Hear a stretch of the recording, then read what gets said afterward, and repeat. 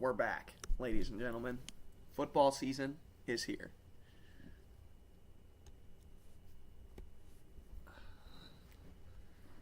We'll give people just a couple more minutes before we start up this live stream.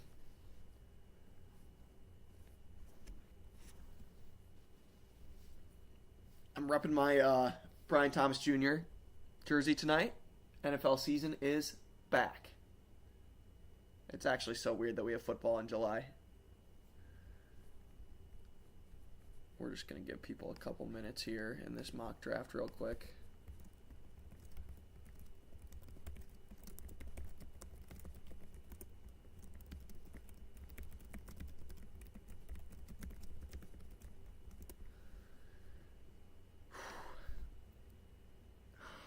You're going to crush me this year? Yeah, right.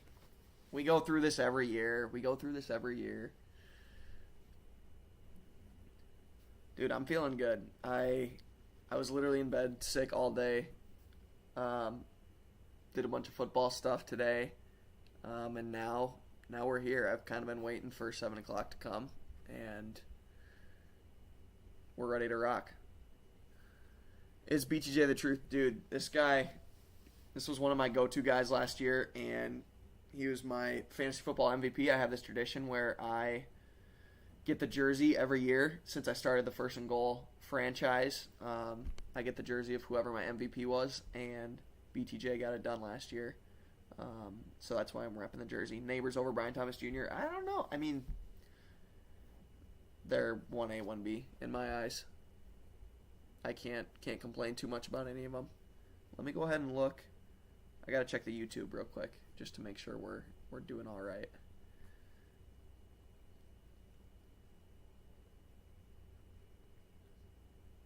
Let's go ahead and check the YouTube live. Check the YouTube real quick. All right, we're good. We got people commenting on the YouTube. We got the Instagram live up. Let's see if we can get the chat up real quick. I don't even know if I know how to do that, to be honest. Yeah, we're not going to get too picky here. Let's go ahead and start this mock.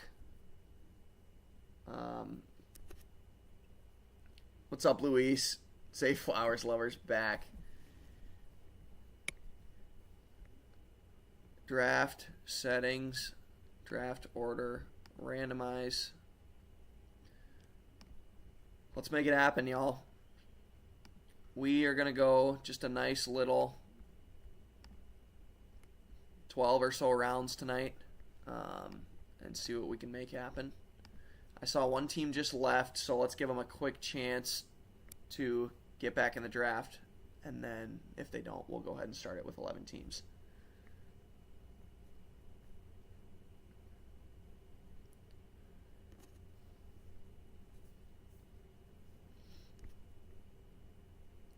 Jaden Daniels, Brian Thomas Jr., and Gibbs helped me bring the chip home last year. Well, I would assume you won the championship if you had all three of those guys. I don't even know what that means. Otherwise, I'd make a comment on it, dude. I don't even know what to say to that right now.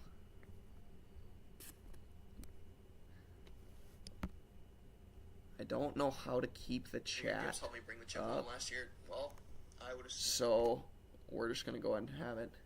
Marvin Harrison Jr. and Golden are the guys I got to have, absolutely. I mean, those are two of the guys that I'm going to be talking about, two of the guys that I'm going to be drafting whenever I can. And I know I've heard you talk about them many times. Curious to see how people draft. You got the 12th pick. Let's see what happens. I am not going to be as on top of the YouTube comments, so please do go over to the Instagram Live if you got something for me. I'll go back and forth and check them out here and there, but I'm mainly going to be on the Instagram. Let's go ahead and start this mock draft up. We got 12 out of 12 teams, so we are set. I made it 1 minute per pick. Obviously, that is quite a while. I kind of wanted this to just be super laid back and chill. So that was kind of my intent with making it 1 minute per pick. But if it gets too long and annoying, then we will bump it down to 30 seconds. Let's do it. Let's do it.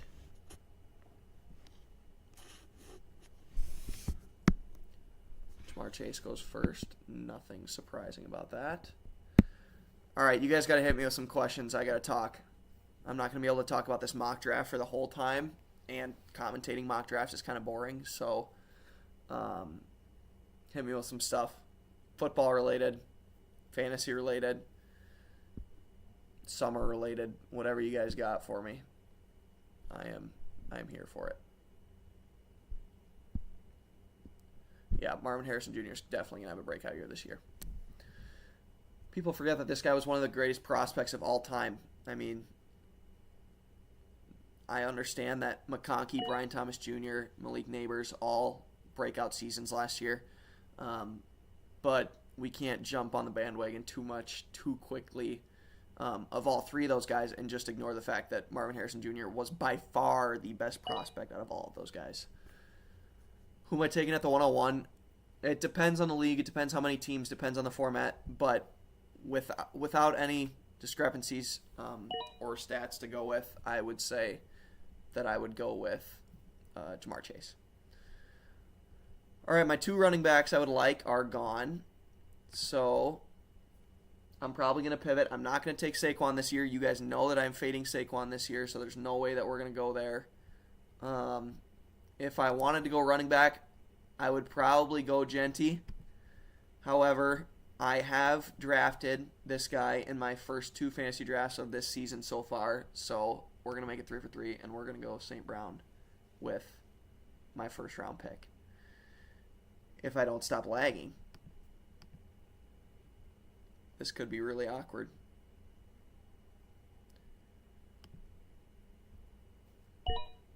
There we go. Yeah, I'm going JT over Saquon. I posted a video about Saquon about a month or so back, maybe a few weeks back. Go on over and check it out. We have not had someone finish top of the running back standings 2 years in a row in, I believe, 25 years. And not only that, it usually is not close. They usually don't finish even relatively close to the RB1 in back-to-back years. We haven't seen Saquon really stay healthy for 2 straight seasons in a long time. I believe Jalen Hurts is going to be even more effective on the ground. I believe they are going to throw the ball a little bit more, and just natural regression. He cannot handle the same workload that he had for the previous seasons. Brecken Beitler also has the best O-line in the league. It's true. It's true. Why fade Saquon? Go look at that video right now. Go look at the video. And the Madden curse, you guys. Come on. We got to be talking about real, factual things here that are going to play into it. Come on. Okay, Jefferson goes at 106. It's going to be interesting to see what happens with this hamstring injury and how far he falls. I've been fading Jefferson for the last 2 years. Obviously got bit in the butt last year, and he finished quite well. So we're going to see. We're going to see how long it lingers. Obviously, it's a mock draft, so nothing wrong with taking him at this point in time. But Genty goes at 108 as the next running back. So everyone's saying that I'm crazy for taking Genty over Saquon. Obviously, I'm not the only one who thinks that. We're going to see. We're going to see if natural regression happens. I've been saying that it would for this whole summer, the whole offseason. I've pretty much said it every year for whoever finishes as the number one running back the previous year. And we're going to see what happens. We are going to see what happens. Correlation doesn't mean causation. That is true. That is true. Who's your favorite sleeper? Oh, man. I got so many sleepers. We're going to get into it later in the draft, but I just posted my top 10 rookie sleepers on my Instagram account, so make sure to go over and check that out. I think, and those of you who have been following me and follow fantasy football, it's not a sleeper for you guys. But I think my number one rookie sleeper, it doesn't have to be a rookie to be a sleeper, but I think the number one sleeper that I love for this season who is being undervalued is going to be T-Mac, Teteroa McMillan from the Carolina Panthers. He's currently going right around wide receiver 30, and I think he can absolutely finish inside the top 15. Finish as a wide receiver 1. We obviously just saw rookie wide receivers dominate this past season, 3 of them, and I predicted all 3 of those guys to have excellent years last year, so there's no reason that T-Mac can't do it again. I think Bryce Young takes a step up this year, and we're going to see what happens.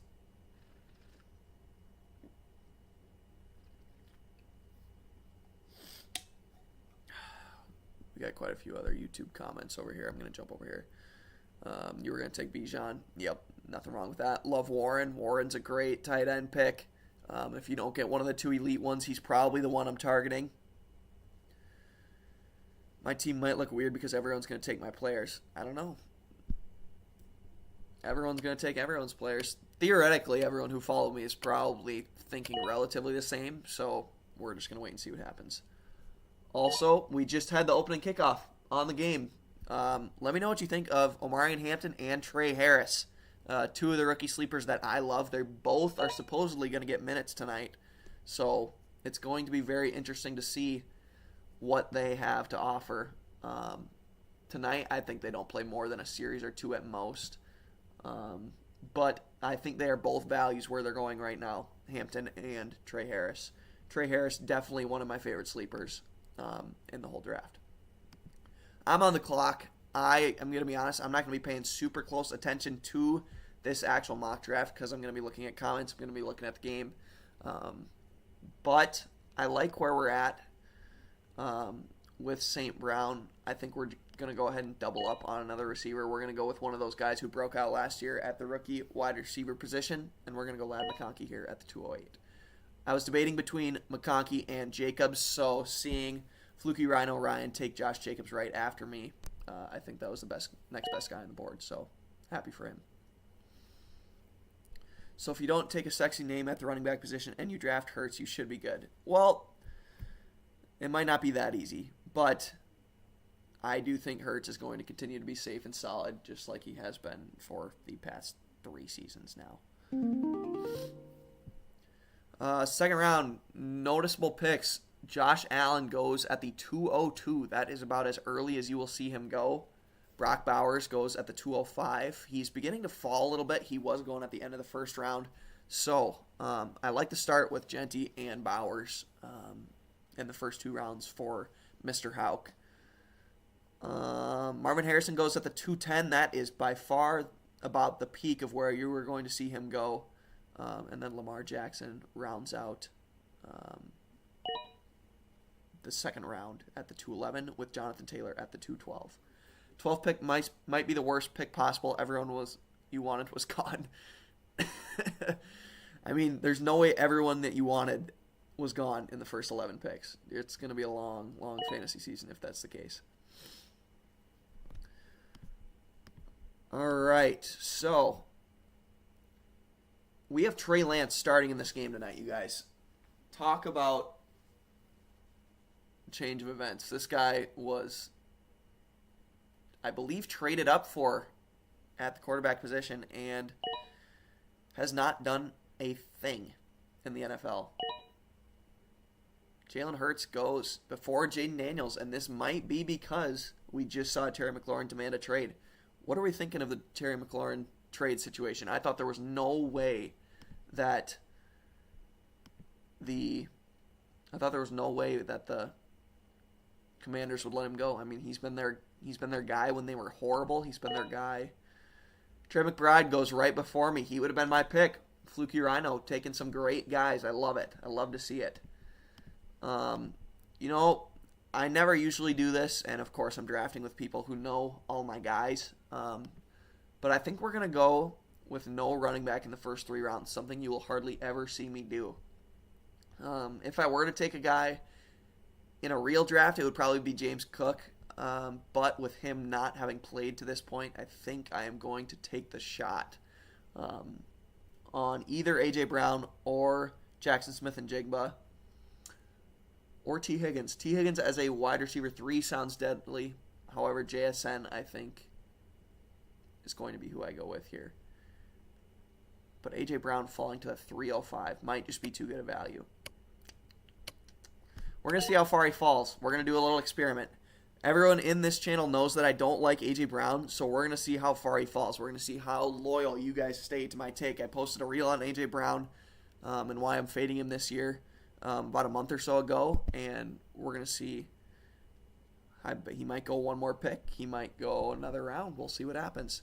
But you will not see A.J. Brown fall to the 306 in any of the drafts that you guys do this year. He usually goes at about the 206.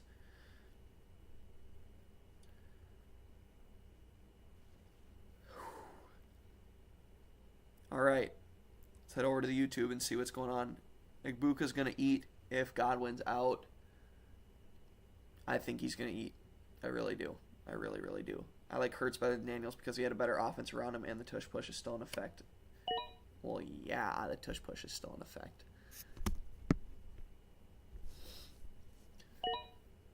A.J. Brown. I am sure Helland is loving his team at the 7th spot to get A.J. Brown as his 3rd wide receiver. You will never see that. We got the Chargers right near the end zone, you guys. Hampton gets taken down right around the 5-yard line. I have no idea how the Chargers got near the end zone. I was completely watching this. But that's... I'm just like... I see him take a hard fall, and I'm already wincing, you guys. The preseason, like... I love preseason because it means football's back, but I am just terrified every time a guy gets touched. Like it's the all-star game for the NBA where no defense gets played. I just wish no one would get hurt in the preseason. Hi, Noah. It's good to see you. Trey Lance, touchdown. Will Dissly. For those wondering, I did predict the Chargers to win this game as 2-point underdogs. I just want to lay that out there right now. Should have established that before the game started, but it's going to be interesting to see how Dan Campbell takes a preseason game, too. I'm very entertained to see how that goes. All right, let's jump back to the draft real quick. We got Breece Hall, then Tyreek Hill. Rashee Rice goes at the 310. Hunter, he's been your guy for a few years now. Obviously, we got the looming suspension. I believe it's going to be 4 to 6 games. We will see how long it actually is. But it is going to be interesting to see how that all unfolds. Going from what we thought was no suspension, waiting till next year, to now a suspension. Getting told that there's going to be a suspension. It's going to be interesting to see how far he falls down the draft boards.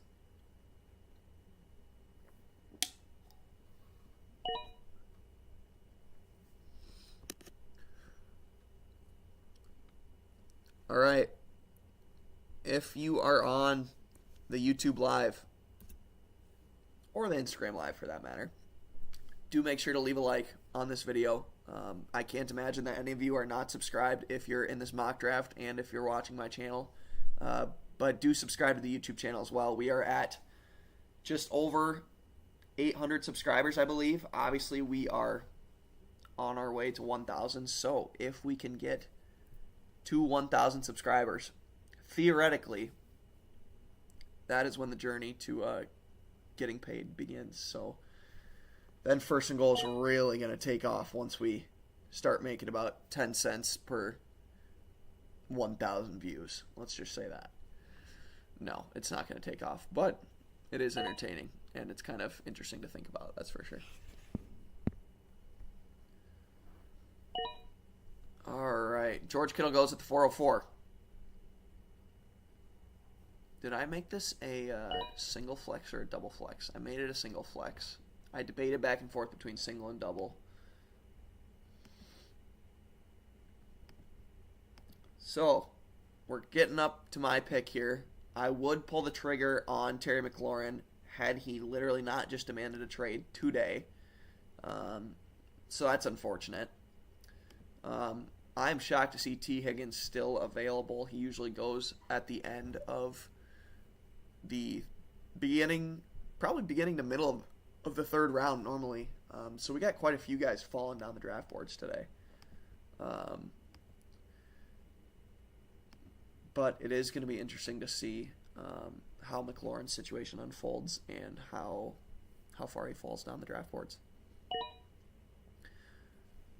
Alvin Kamara is the first running back to go to Chase Helland's team. Good thing this is a PPR league. I am definitely not a fan of Kamara this year, though. Chargers are up 7-0. Opening drive touchdown. It'll be interesting to see if that is the only drive we get to see from Hampton tonight.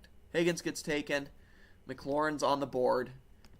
Obviously, I'm not probably going to pull the trigger on McLaurin given multiple situations. Number one, he just demanded a trade, no idea where he's going to end up. And number two, I have 3 wide receivers right now. So we are going to pivot over to running back because it's a mock draft, and I am still high on this guy despite all the touchdown regression that gets talked about. I am going to take James Cook here. He is still going to be probably the focal point of the Bills' offense, and I don't see why his touchdowns I don't see why his touchdowns can't just drop to like 12 rather than back down to like 3, which is where he was at the beginning of his career. So, 3 wide receivers and 1 running back to start the draft. Not too bad, in my opinion. Obviously, I love my 3 receivers. But let me know what you think of these 3 guys. Let me know what you guys think of all these teams so far.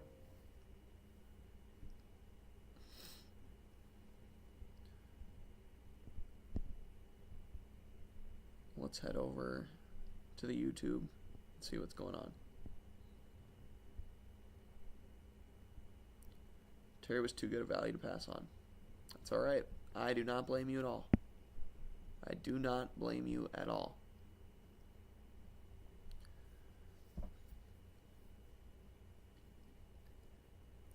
What do we think of the Chargers and the Lions this year? For one, I live in the Midwest. I love the Vikings. They're my team. Those of you who know me. But I think that division, the NFC North, is going to be absolute chaos per usual. Just as chaotic as last year.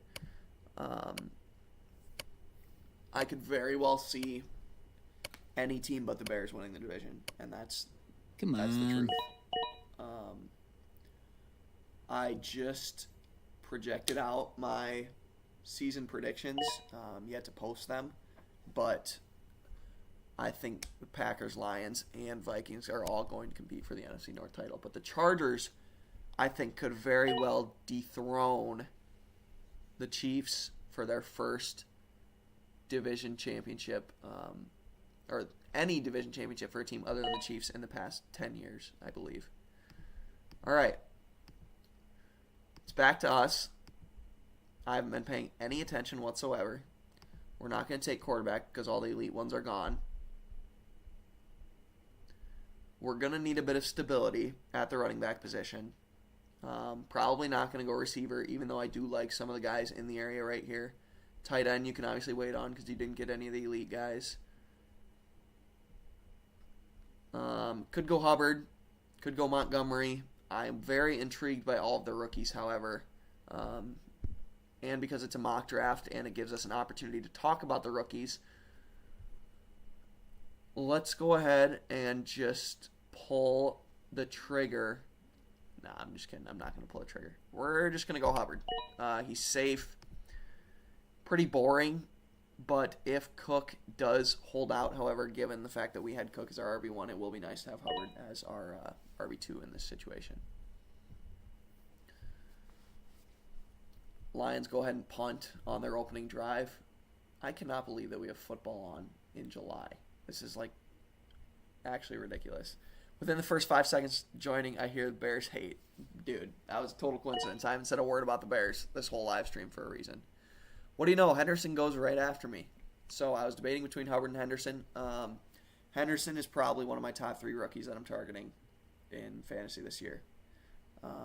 I think he's going to be a workhorse. I think Ramondre Stevenson is absolutely terrible. And I don't think there's any reason why the Patriots can't be a real sleeper team this year. I think Drake May is a great quarterback. I think the Patriots are going to surprise some people this year. Obviously, I don't think they'll win the division with the Bills. I believe they're in the Bills division. But it will be interesting to follow. I think they could be the Commanders-esque team from last year. So we'll see what happens.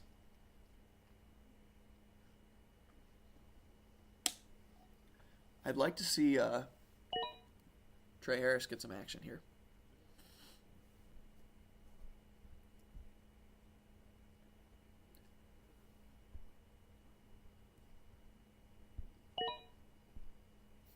Let's check the YouTube. You sold, you took too long. Yep. Well, I gave you a minute. I said it would probably be too much time, and then you get auto-drafted Pat Mahomes in the 5th round, first pick. So take it as a lesson learned for your real leagues. Henderson is the next Gibbs.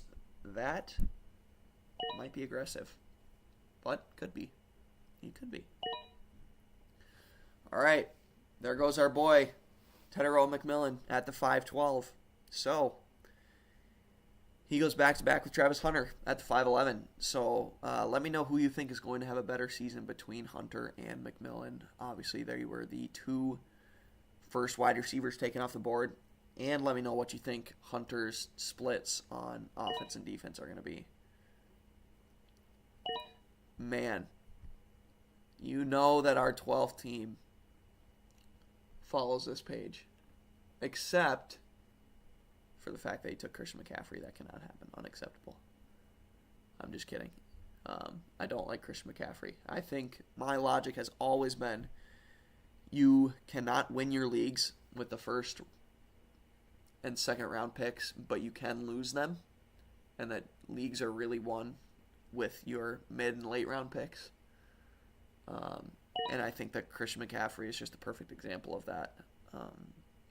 That you cannot. I don't think you can just straight up win your league with Christian McCaffrey, but I do think that you can lose your league with Christian McCaffrey. Isaac, welcome in. Go ahead and grade Ryan's team for us. Caleb Johnson goes at the 5'10" to Team Hunter Houck.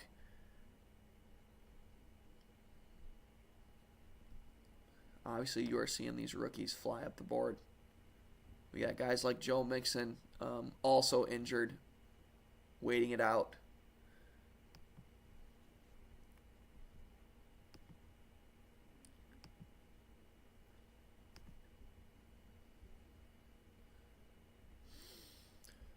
So, if I were drafting with this team right now, obviously I have 3 wide receivers, 2 running backs.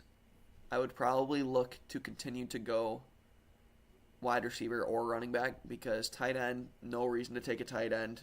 That is the 5th through 10th tight end, just punt the position. Quarterbacks, I do really like Bo Nix and think he will have a great year.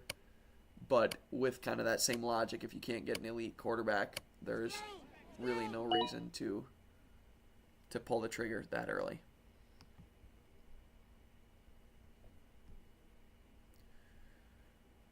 Joe Mixon gets auto-picked. Bo Nix goes right before me because I start talking about him. Don't mind it at all.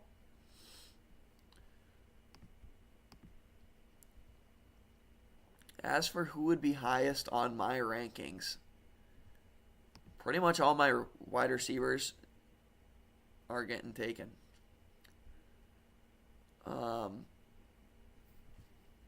In this spot, we just had a field goal off the top left post by Dicker the kicker. Unacceptable. Absolutely unacceptable. Kyler Murray gets taken. So, obviously not going to go quarterback. Let me get to the questions in a moment. Wide receivers, I think I can wait on because I don't like any of those next 5 or so guys. Running backs, the guys that are interesting. Montgomery as my RB3 could be interesting. However, I do have St. Brown on the team, so that would limit my upside. For someone like Montgomery, who is a touchdown-dependent guy, I obviously want to stay away from that if I have St. Brown. Swift is someone I have as a huge sleeper. Judkins I did love until the allegations came out. Pacheco, don't really know what his workload's going to be with Hunt. Don't know how much of last season was because of injury or because of him just not being as good as we thought he was. So I'm going to go ahead and go Swift. He's one of my go-to guys, one of my favorite values this season. I don't believe Swift has ever finished outside the top 24 in fantasy football, maybe from a points per game perspective, but something to be said. He is being drafted outside the top 24 running backs this year, and he's never finished outside the top 24 running backs. So definitely something to note right there. Gage, who's your top 3 besides Chase at wide receiver? So, I love Jamar Chase.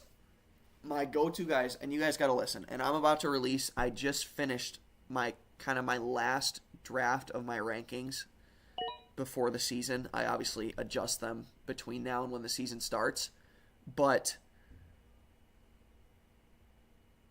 I make my rankings based off a formula that I've created, and they are created with the intent of projecting where I think guys will finish and where I think they will have the best chance of finishing, not where I think they will finish in compared to other guys. So as you look down my rankings, and this is across all positions, as you look down my rankings, you might say, like, if I have, let's just say I have Chris Olave one spot ahead of Jordan Addison.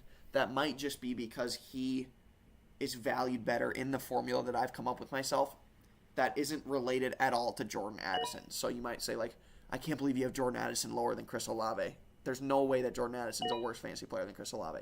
That's not the point that I'm trying to make. The point is just how good I believe they'll do. It's meant to predict values and which guys are safe at what ADP and which guys aren't. So, for example, last year, let me go ahead and make my pick here real quick because I'm about to be on the clock.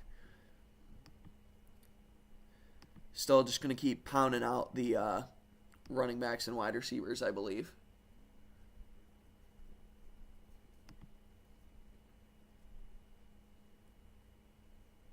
So, again, with this logic, if you ever start 3 wide receivers in a fantasy draft, you always want to be fading wide receivers in favor of running backs the rest of the way because you are committed to these wide receivers being elite because you obviously took them with your first 3 rounds. So you instead want to pivot away and go to running backs. Khalil Shakir goes. He would have been intriguing for me. Because I have my 3 running backs as well, I can tend to lean more towards upside in this situation. So I could go someone like Judkins even if he is not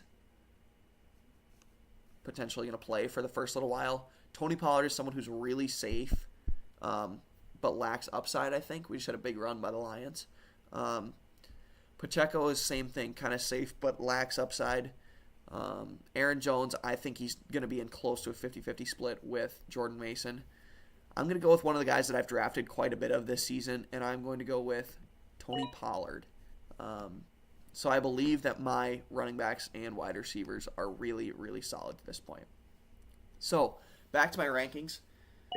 An example of this where I try to project where guys are going to finish individually among players in their position. It's not necessarily proportional to where they are in the guys around them.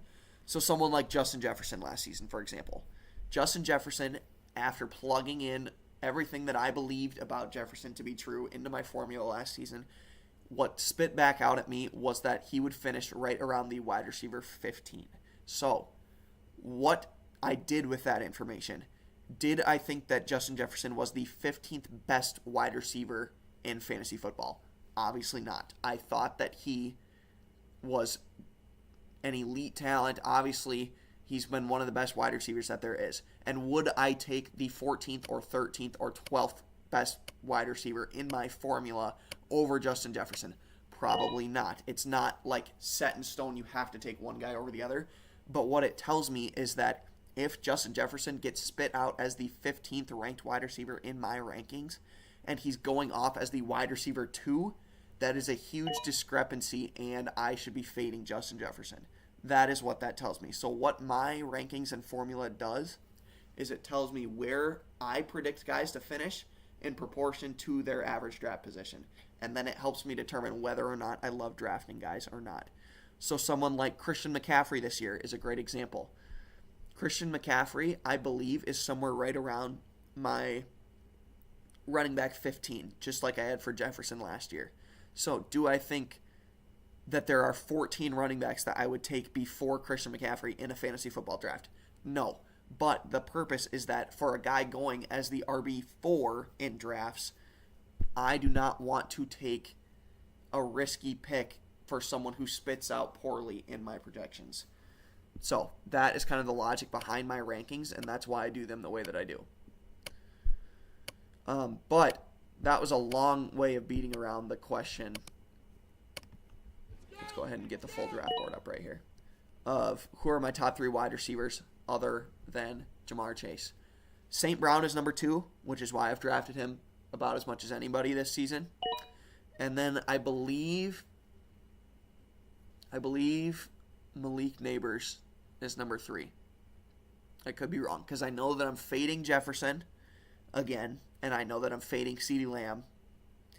And so they're at the 2 and 3 spot right now, and I don't believe that I will have any interest in taking Puka Nacua either, because I think the gap between him and Devontae Adams is going to be a lot smaller than people probably think it is. I think that Puka's an elite player. But if I'm fading Lamb, fading Jefferson, fading Puka, like I said, you can't win your fantasy leagues in the first few rounds, but you can lose them. So it is always better to take the safer options. That is why St. Brown gets spit out in my formula as the number 2 wide receiver for me. So I believe my top 3 receivers are Chase, St. Brown, and Neighbors. I believe Brian Thomas Jr. is up there as well. Let's go, BTJ. All right, I'm going to need the pick pretty quick here. Judkins makes it all the way to the 805. Who are your top 3 wide receivers? Let me know in both the YouTube and the Instagram who your top 3 wide receivers are. Cooper Kupp goes at the 806. Holy smokes.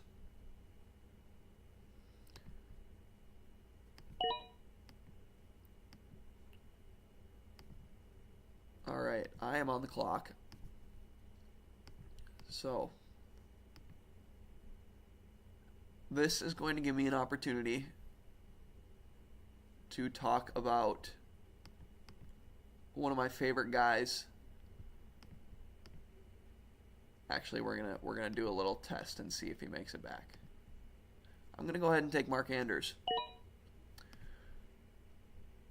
I think that Mark Andrews is just, I mean, I obviously didn't like him last year. He's someone who you don't necessarily want to target, go out of your way to target. But at the tight end position, essentially, you're a great tight end whenever you score a touchdown.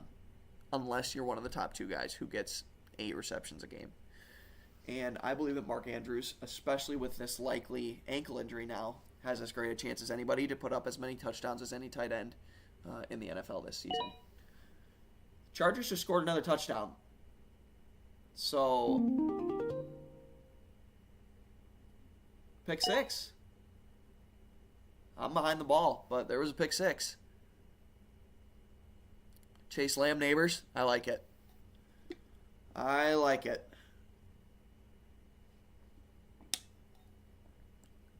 I should have known. I was going to see.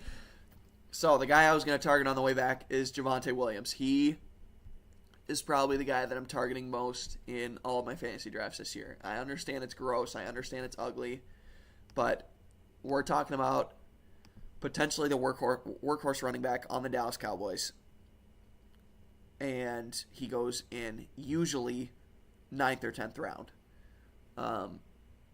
And that situation with the Broncos was just absolutely disgusting. I'm not going to say that Javonte did anything to prove that he was a good football player, because he really didn't. But I just think, given the situation, I think that we could see a massive year from Javonte. And it's just a no-risk play in the 9th, 10th round. Potentially can be a workhorse running back. There's no reason to be afraid of Javonte Williams at that point.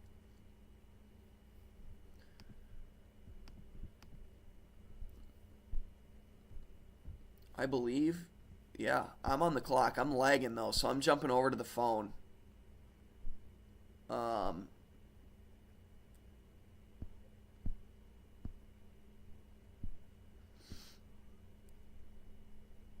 This is rough, guys.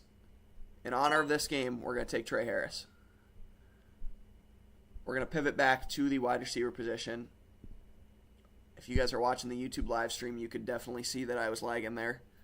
Jaden Reed is someone that I like, who went just before me. Obviously, because it's a mock draft, I am going to need to take a quarterback here eventually, but I would not feel any need to rush quarterback at this point either.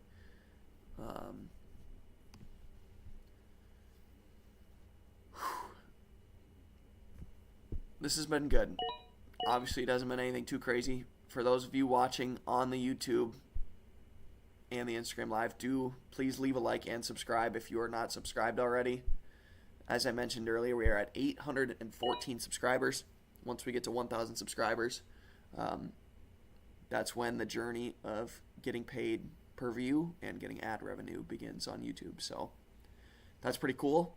I don't plan on becoming a full-time content creator by any means. I'm just a kid in a football jersey who thinks it would be pretty cool to make a couple cents for making football videos for you guys. So why not? Hit the like, hit the subscribe button. Chargers are up 14-0.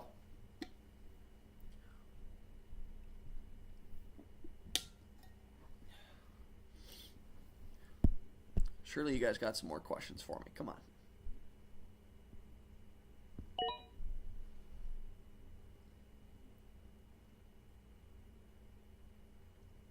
Big play for the Lions. New rookie to Slaw. Pick your favorite team in the end. I'll rank the teams at the end. I can go ahead and rank the teams at the end. I mean, obviously my team's the favorite, but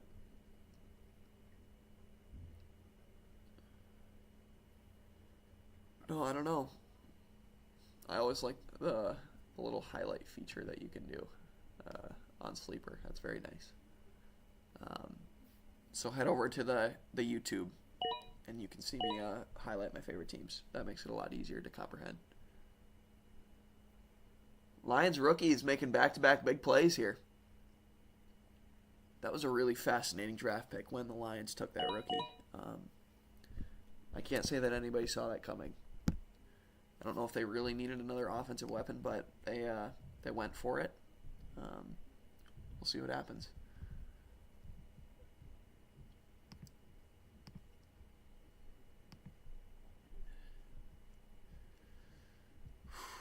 All right. So in a real draft, what would I do in this situation? Like I've said, I'd probably continue to fade quarterbacks just because all these guys are pretty much exactly the same at this point. What the? Justin Tucker just went. First kicker off the board. Didn't know I had kickers in this mock draft. And he's currently not on a team and suspended. So What the? what can I say?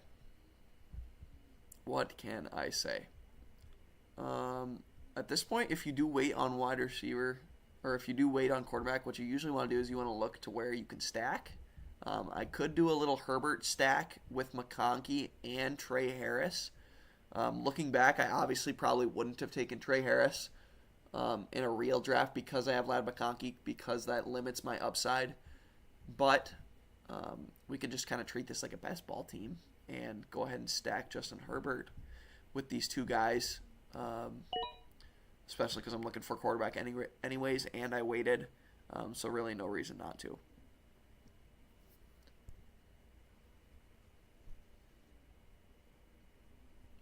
Tracy was the best back I could do. All the backs I liked. Swift was gone. Yep. So I believe we've had about 40 people on the Instagram Live. I don't know what we've had on the YouTube. Probably right around those same numbers. But let me know in the comments if this is something that you guys want me to continue to make happen more often. I'm hoping to get a few more full videos out there in August explaining my guys a little bit more. On YouTube, obviously you can, or on Instagram, you can see all my guys that I like, but I don't necessarily get the chance to break them down. But what I'm doing on Instagram is I'm doing a lot more of those Q&As on the stories. So do make sure to follow me on Instagram if you don't already, because I respond usually pretty quickly there. And then if you ever need me to break down any of my players, like I said, I post all my guys I do and don't like on Instagram. I shouldn't say all of them, but I'm going to be posting all of them. but I don't necessarily get to break them down why I like all of them every time.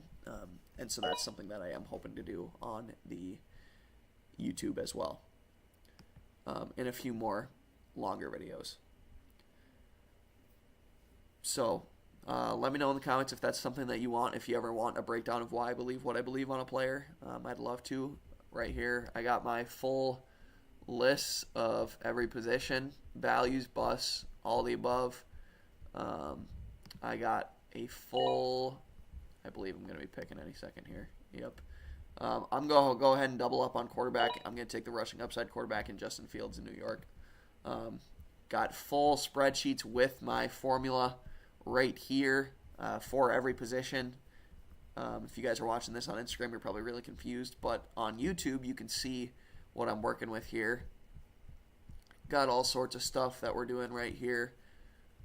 So there is a lot of time and effort that goes into these rankings. And like I said, I kind of gave a breakdown of my what my rankings mean a little while ago, but there's a reason that my rankings are usually a bit more off the grid compared to most, and it's because they really do a great job of pointing out where the guys that I value compared to ADP are and the guys that I think are valued too high according to the consensus. So that's why I have it laid out the way that I do. Taking 2 QBs in a mock is diabolical, Alvarez says. Dude, you got to treat it like a real draft. And if you punt quarterback, oh, you're only saying that because I took your guy because you didn't take a QB. Come on now.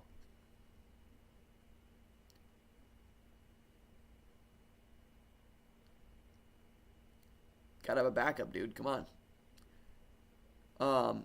Quick tip for you guys. If you are in a fantasy draft, do not draft a defense or a kicker. Brian Thomas Jr., Nico, and Neighbors and London, rank them.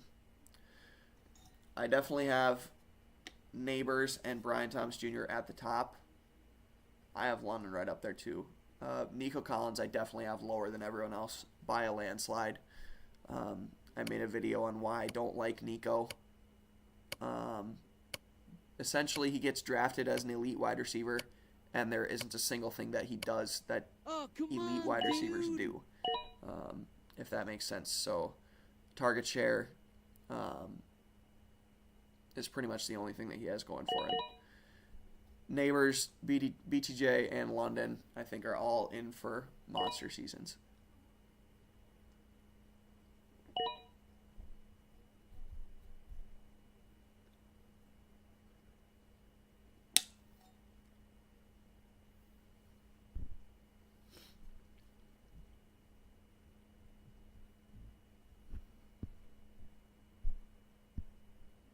Love getting Caleb as my backup. Caleb's going to be a good backup. I mean, I think Caleb obviously drafted as one of the best quarterback prospects ever. We saw that with Trevor Lawrence, and it hasn't worked out to this point. But Caleb was obviously in about as horrible of a situation possible when it comes to a coaching perspective, when it comes to a offensive line perspective last year. And so to get him finally in a good situation with Ben Johnson, the mastermind behind the Lions operation last year, it's going to be fun to watch Caleb and see what he does this year. I think he's going to be in for a better year. I'm hoping he uses the legs a little bit more and rushes on the ground quite a bit. From a fantasy perspective, at least. Obviously, we'll see what they want him to do. I'm going to go ahead and take Rachaad White. Let's not act like if Rachaad White were to step into any RB1 situation, if Bucky Irving got hurt, he wouldn't be a top 8 running back right off the bat.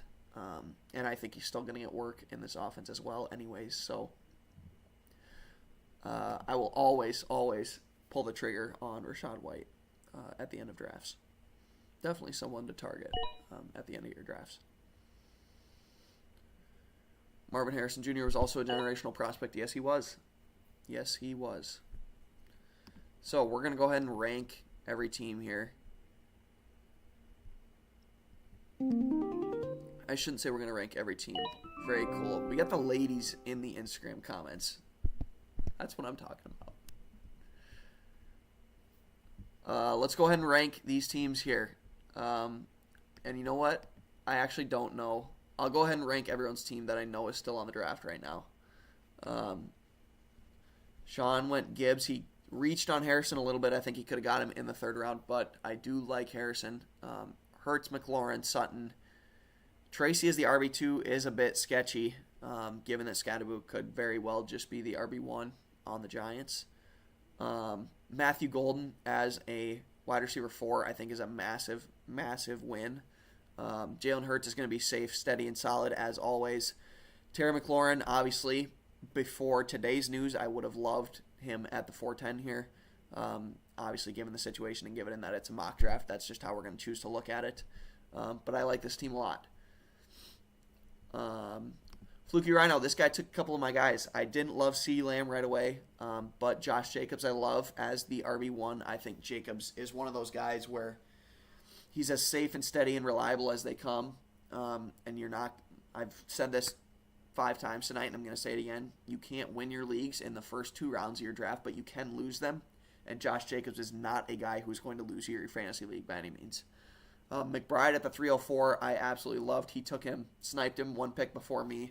I would have pulled the trigger on him if I got the chance. He could very well be the tight end 1 this season. Don't love Burrow. Burrow is one of those guys in that elite quarterback tier that if you're going to take early, you are essentially drafting him at his ceiling and rely on him to throw 40 touchdowns and 5,000 yards. And I just don't think that that's going to happen again. I think he'll regress. And drafting someone in the 4th round without rushing upside, I think, is extremely, extremely risky. James Conner as the RB2, safe, solid. I would have liked if James Conner was the the running back 1 on this team. I would have felt good about it because he's safe. But going around James Conner are a lot of like those young, explosive rookie running backs, and I think they have way more upside than James Conner. So I would have liked him to go a bit more aggressive than James Conner, especially in a mock draft. But I like it. Judy, boring, don't love. Obviously, if Flacco's a quarterback, it's going to be much better. If any of the rookies are going to be the quarterback, it's going to be way, way worse. Shakir, I think, is a great pick in the 7th round. Obviously, has great upside attached to Josh Allen. He is still the guy who I think is the wide receiver 1 for the Bills. No reason not to target him late in your drafts as the probably wide receiver 1 on a top 2 offense in the NFL. I like this team. I like the elite tight end. I love Jacobs. I like Connor. I love Shakir. Burrow I don't love, and CD I don't love, but they're obviously guys who I don't love that about everybody else loves. So this is a team that I think could end up being really, really good at the end of the year. Let's go over to Team Helland. Team Helland went wide receiver, getting AJ Brown as the wide receiver 3. I think that is elite. I kind of wanted to do a little experiment and let AJ Brown pass me by at the 305 to see how far he would fall. He fell to the 3.7. Obviously, if you get AJ Brown as your wide receiver 3, that is incredible. But when you go wide receiver, you got to have a plan. And the plan for this team was to free ball it at running back. Kamara, I think, is one of the guys that I dislike the most this season for fantasy football. And then Scadaboo is the running back 2 on this team. So obviously that is not good. I think Laporta bounces back this year. And I think Bo Nix is a great pick. So Olave could be a decent value. Obviously, as the wide receiver 4 on this team, that is completely fine. But this team has a lot of potential, and I think if it could trade away Olave, I definitely think instead of drafting Nix or Laporta, they should have secured a second running back. And for sure, you don't want to draft your wide receiver 4 and wide receiver 5 before your RB2. Not going to reward any of the teams that were on auto when ranking them. Team Alvarez went with the big dogs, essentially the rushing leaders from last year, Barkley and Henry to start off. Tyreek Hill, dude, he went with all the old guys. Barkley, Henry, Hill, and Kittle to start off. Whew. Pickens and Smith, Pacheco. This team's intriguing. Dak's the quarterback. I think he's going to be safe, but I think people forget how bad Dak was before getting injured last year. He was really, really, really bad, along with the entire Cowboys as a team. I don't love Saquon this year, and I already explained why, but when you get Henry on the way back, that negates a lot of the risk, so I obviously cannot complain too much about that start. But Hill, Pickens, and Smith is a very fascinating start at wide receiver. I don't love Hill, and I don't love Pickens. Just always is something going on with these guys, so I don't really love pulling the trigger on either of them. Smith as a wide receiver 3 I think is great. I think he could easily be the wide receiver 1 on this team. And I think he probably is the guy that I have ranked highest out of Hill and Pickens, according to what my formula spits out at me. Kittle, I think, is an excellent, excellent pick at the 404. So definitely an interesting team right here. Carl's team goes Irving, Josh Allen at the 202, Wilson 311, and Harvey in the 4th round. Man, I'm struggling, you guys. I am very sick right now. So, just looking at the construction of this team, Harvey is the running back 2. I do not mind at all. Some people would be terrified of that. I think Harvey's in for a massive year. He is one of the top 2 or 3 rookies that I love for this season that I think is going to well outperform his ADP. The wide receiver core is really interesting here. I think Wilson is too overvalued. I think Hunter as the wide receiver 2 on a team is just way too scary given that he could play on defense. He's going to be the number 2 option on his team behind Brian Thomas Jr. by a significant margin. And then Calvin Ridley, I think, is a good, safe option after taking 2 riskier guys, in my opinion. But Tyler Warren's a great, great selection at the running back position. So I also should note Bucky Irving at the 111 is about as early as you will ever see him get taken, but I love Bucky Irving as much as anyone this year, and I am absolutely okay with taking him right around the 1-2 turn because I believe in him, and I believe in the Bucs offense. So having him as your RB1, having Josh Allen to anchor your team, obviously, is going to always put you in a position to win. 12th team, if I do recall, he did not love a few of his picks as he was taking them. He said everyone was going before him, and sometimes that's tough getting randomized at the turn. Brian Thomas Jr., obviously repping the jersey, love him a bunch. Christian McCaffrey, I already talked about. I think that he is not worth the risk, but has as much as upside as anybody, as we know. Jaden Daniels at the 3-4 turn, I would say, is a completely good selection. Before today, obviously after today, we will wait and see where that unfolds. So let me know what you think of the Commanders and Terry McLaurin situation. But same thing as I mentioned with Harvey, I love Hampton as an RB2. A lot of people will say this is too scary, but Hampton is getting drafted at a price that I think is even a bit lower than where he is being valued. And obviously the Chargers are not telling us something about Najee Harris's eye situation, and it is definitely worse than we thought since he is still not practicing. He's not even close to practicing. We haven't even seen his eye yet. Does anyone else think it's weird that he shows up to practice like in a hood and sunglasses, and it's weird that we haven't even gotten a single look at his eye yet? Usually when things like this happen, injuries get posted, we get updates, but this Najee thing is really like eerie and suspicious. So I think there's something that they're not telling us. So we're going to wait and see, but I love Hampton this year nonetheless. Terry McLaurin and Xavier Worthy, I love both those guys. As wide receiver 2 and wide receiver 3, I already mentioned, not Terry McLaurin, Tedero McMillan. I think he's the best rookie in the NFL this year when it comes to fantasy football. I think he's in for a monster season. Aaron Jones as a running back 3 is okay. I don't love him straight up for his value, but with the construction of this team, I don't mind it. And then punted tight end, so I don't mind this team either. Let's go ahead and look back at my team before I get to any of the final questions, and then we'll wrap up this stream. But make sure to leave a question if you guys have it so that I can get to it before we're done. I started with St. Brown, McConkey, and JSN. Obviously, this is a pretty intense wide receiver room. I felt really, really, really good about it. I would have taken A.J. Brown at the 3-5 had it not been a mock draft, but I wanted to see how far he'd fall. So obviously feel really, really good about this wide receiver core in a one flex league. James Cook is my RB1. I would normally not want to do, but because I had such a strong start at wide receiver and because it's just a mock draft, I went ahead and pulled the trigger on James Cook, and I feel completely fine with it after. I didn't feel great at the time, but I feel completely fine with Hubbard, Swift, and Pollard all backing up James Cook. So those are 4 very reliable running backs that I feel great about. Mark Andrews as my tight end. I already walked through the logic with Andrews. If you can't get a tight end early, I missed the first 2 teams. That is completely my fault. We'll get to those teams right after I finish this. Sorry.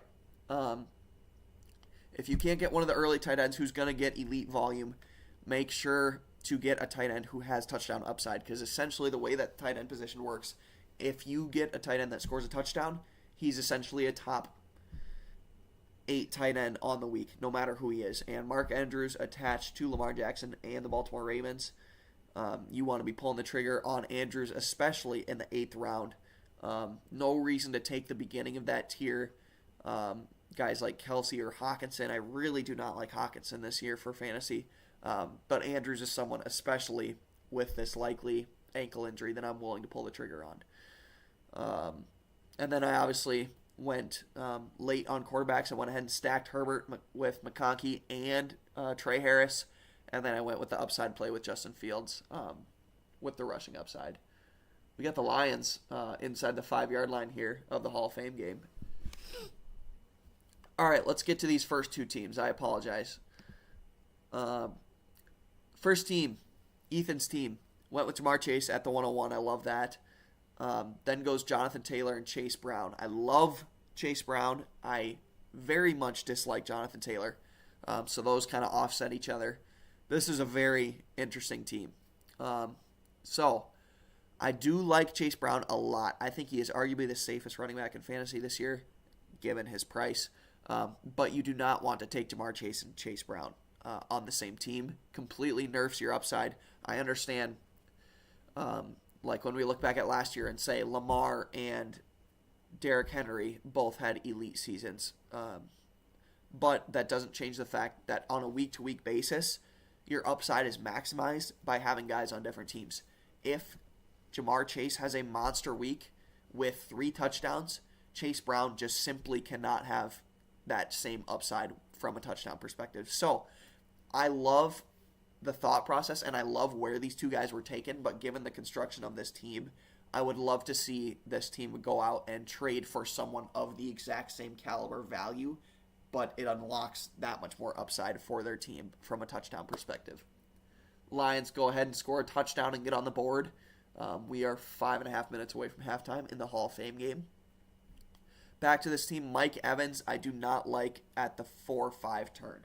I think this, and you can clip it, you can mark it down, you can put it in your notes, whatever you want to do. I'm standing by this. I think this is finally the year that Mike Evans falls off. This is coming from the guy who, when Mike Evans was being drafted in the 6th round a few years ago, I said he was still a wide receiver 1. He finished inside the top 12, inside the top 10, I believe. This guy needed essentially a play drawn up for him in the last week of the season when the Bucs were way ahead. They were still passing at the end of the game just to get Mike Evans to 1,000 yards. He had the hamstring issue, I believe it was. I believe he is going to get injured again this year. I believe he is finally slowing down. They drafted a wide receiver in the 1st round. I think this is finally the year where Mike Evans falls off the cliff. Pat Mahomes taken at the 501. I do not like this at all.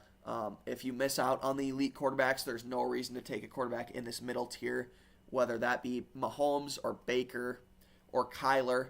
You do not want to take these guys right after the elite quarterback tier. If they fall to like the 7th round and beyond, then go ahead and pull the trigger. But there are way too many good positional guys in this range to be pulling the trigger on them right away. David Montgomery I like, especially as a running back 3. Jacoby Myers, extremely safe, extremely boring, but is going to get it done, finish probably right on the brink of being a wide receiver 2 and a wide receiver 3. So this team, I love Jamar Chase. I love Chase Brown. I like David Montgomery. There are a couple guys I really don't like. Jonathan Taylor I do not like just because of the quarterback situation. The offense is terrible. He's had injury issues. I understand he had a great end of the year. But if they get around the goal line, Anthony Richardson is still going to put his head down and try to run into the end zone himself. So I just don't like Jonathan Taylor. He's just not like Chase Brown and Kyron Williams go back to back right after him, and he is just way safer than both of them, or they are way safer than Jonathan Taylor. So I don't mind this team. Obviously, I would love for them to make a trade with either Jamar Chase or Chase Brown. I think I'd probably do it with Chase Brown just because I believe Jamar Chase is in a tier of his own to start off the draft. But let's get to the last team. Number 2 team starts out with Bijan, Lamar, Kyron Williams. Great first 3 rounds. He gets a little sneaky Zay Flowers stack in the 5th round to pair with Lamar. I love Zay Flowers. I love Lamar, obviously, about as much as anybody else does. I think he'll be just as elite as he has been the last several years. Kyron Williams, I love. He's extremely safe, but he's going to be attached to a great offense. Metcalf, I like. I think as a wide receiver 1 attached to Aaron Rodgers, we have seen him force feed his wide receiver 1s time and time again. So I think this is going to be another situation where Rodgers force feeds a clear alpha option on his offense. There's not really anybody else to feed other than I do think Jonnu Smith. Arthur Smith has this fascination for Jonnu Smith. I just saw today that he's even getting work at the running back position just like he did in Tennessee all those years back. And I remember screaming at my TV when Kyle Pitts was not getting the ball and they were handing the ball off to Jonnu Smith on the Falcons. So Arthur Smith does love this guy, so I believe they're going to get him the ball. Those first 5 picks, I love a lot. I think that's probably my first 5 picks of any team in this draft. Ingram, I think, is just a safe, boring play. I think he's one of those tight ends that you can take a shot on a little bit later, but I'd rather you just wait a little bit longer. He's obviously attached to a decent offense, so I don't mind it. But I think if you are not going to get one of those elite tight ends, I think waiting until at least the 8th round is the best play at the tight end position. I really do not like Jalen Waddle. I really don't like any of the Dolphins' receiving options, nor do I like Tua. We just have not seen any consistency from any of these guys. We haven't seen any consistency from their coach. We haven't seen any consistency from their play calling. And so I just do not know what to expect with any of these guys. So I'm just going to stay away. But as your wide receiver 3, it is obviously much, much better. Diggs and Reed, don't love Diggs, but as the wide receiver 4, just fine. And I love Jaden Reed. I think he is probably going to end up being your wide receiver 3 on this team at the end of the year. So that wraps up, I believe, all of our teams that did not auto pick. I apologize again for skipping those last couple. Let's go ahead and get to the last couple questions, see if we have any in the chat. Lamb is his personal wide receiver 1. Why are you fading him? So, again, I just talked about this a little while ago. I don't think people remember how bad the Cowboys were and how bad Dak Prescott was at the beginning of the year last year. The Cowboys were terrible. They could not beat anybody. Dak Prescott, I believe, had like a bottom 3 QBR in the entire NFL quarterback rating, and just was horrible. And I don't necessarily believe that George Pickens is going to take anything away from CeeDee Lamb, but I certainly don't really think it's going to help. I think that he's just going to be more of a red zone, end zone threat than CeeDee Lamb is. I think that the Cowboys are just not going to be as good of a team as people think they are. I believe that their win total in Vegas is only like 7.5 wins, and I believe that I have them projected out for even less than that. So I'm just not really a believer in the Cowboys in general. CeeDee Lamb I think is a great football player. It's more about the situation around him, but we'll see what happens. Obviously, this guy was a beast 2 years ago. So to say that it's out of the range of outcomes for him to be the wide receiver 1 would be ridiculous. He's just not someone that I'll be targeting this season. A bit more personal. When's the buzz cut coming? I have been growing out the hair for quite some time now. For those of you who do not know me, I am a tennis player, and every fall season throughout this, or every summer, I just grow out my hair until the fall season ends, and then I completely shave it. You've probably seen it over the years. On my channel, I've kind of bounced around between hairstyles, but we are not rocking the buzz right now. Thoughts on Achane? I like him. So all of the inconsistencies with the Dolphins offense that I was previously talking about, Achane is the one focal point that I believe in, and the one that they haven't really changed. Tua targets him like a wide receiver. He is always going to be a safe option from a week-to-week perspective. When he's playing, you know that he's going to produce because you know that he's going to get you about 5 receptions a game. And I believe that the Dolphins' offense is a bit hit or miss, but I believe that Achane will produce no matter what. Obviously, he's a bit risky from an injury perspective compared to other guys in this range, but I am fully a believer in Devon Achane this year. I think I have him right around my running back 7, 6, or 6, 7, or 8 in my rankings, which is right around where he goes in consensus as well. I believe that's all the Instagram Live questions. Where are we drafting Braylon? I'm assuming Braylon Allen? Where are we okay drafting Braylon Allen? Edwards? Braylon Edwards? Are you talking about Braylon Allen? If you're talking about Braylon Allen, I still don't think I think he's barely inside the top 64 running backs. He's one of those guys, kind of like, there's guys that I like Rachaad White, like Tajay Spears,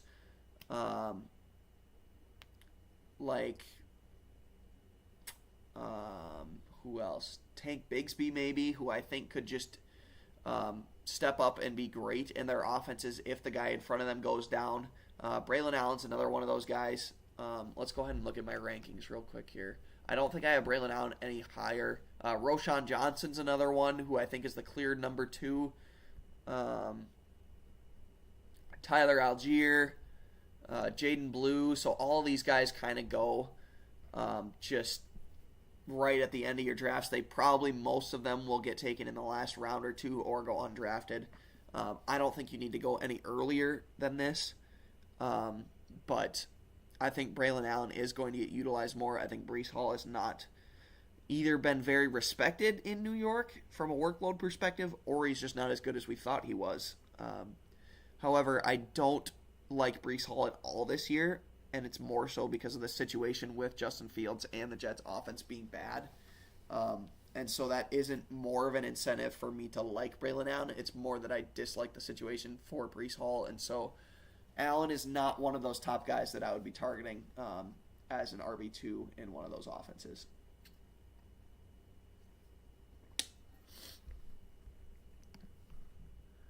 You're out on Breece too. Very good. Glad we agree on that. All right. I would have joined today had I not had my Japanese class today, but maybe I'll make the next one. Dude, respect on learning the Japanese. Pretty impressive. Okay. Thoughts on Genty, Kraft. Thoughts on Genty and Kraft. Ashton Genty I love as much as any running back outside of Bijan Robinson and Jahmyr Gibbs. Those guys are my clear 1 and 2 options at the running back position this year.